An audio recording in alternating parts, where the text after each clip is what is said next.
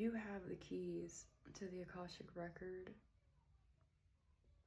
You have permission to not only enter into the Akashic Records, but share what you've learned. Oh, my door just moved. Okay. I hope you guys heard that creak. That was my sink. Confirmation. You have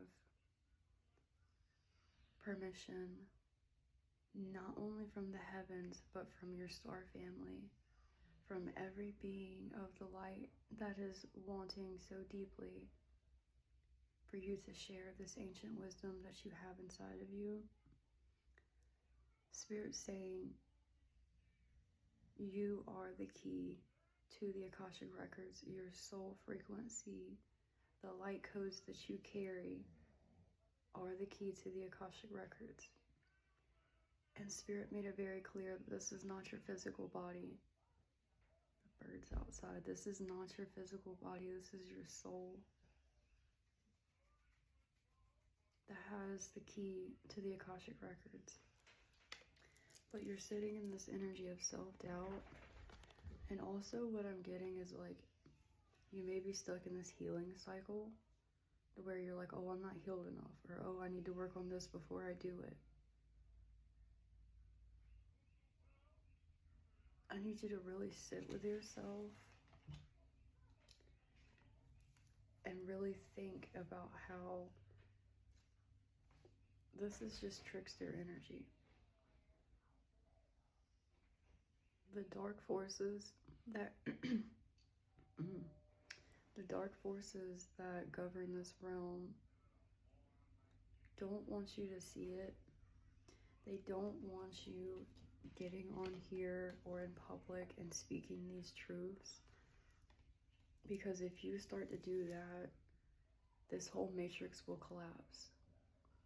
You have a key, a quality about you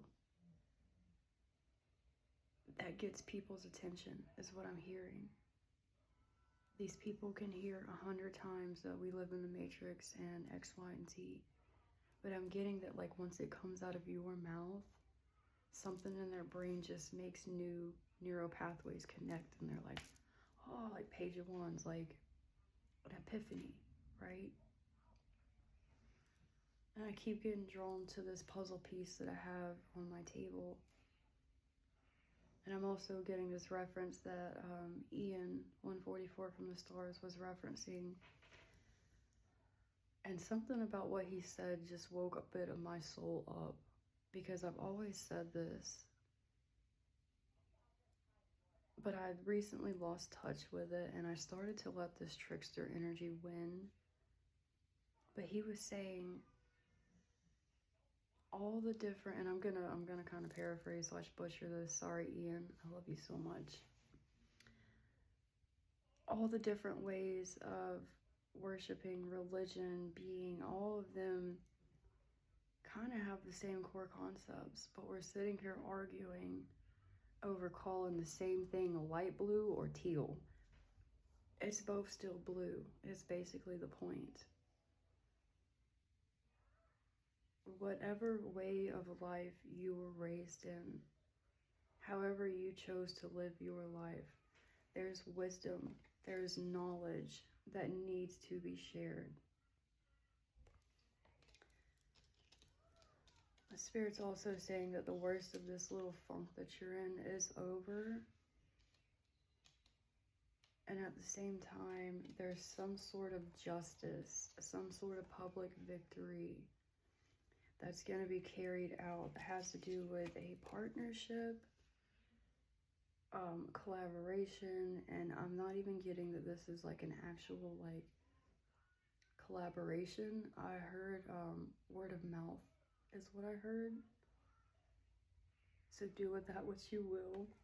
But this balance that's coming in, that, by the way, you're providing for yourself, this karmic justice, this karmic balance that you've been wanting, and you've been shaking your fist at the universe like, what in the world? Do you see this? You're supposed to get your own karma. by taking your power back in your life, that's going to be providing this balance, okay? And in some way, shape, or form, you will receive money with this collaboration, this expansion, this group expansion will cause some sort of financial stability for you, / you'll see your money going up. And I'm getting that you're daydreaming about this. You're daydreaming about what it would be like to, again, use your gifts or speak your mind, speak what your soul truly feels. You've daydreamed about it, but it's like, again, like something's trying to trick you out, make you think you're not qualified, or that you're not good enough, or you're not worthy, or I just heard self-sabotaging. Just because you've been through this heartache, okay, does not mean that you're not qualified, does not mean that you're exempt from being in this Hierophant energy. The way that you process information, the way that you handle high-stress situations should show you that you are well qualified to be in this Hierophant position, in this High Priestess position. And what I also got with this Three of Swords is initiation by heartbreak, initiation by loss. This is a very unpopular opinion, but it's my opinion, and I'd like to share.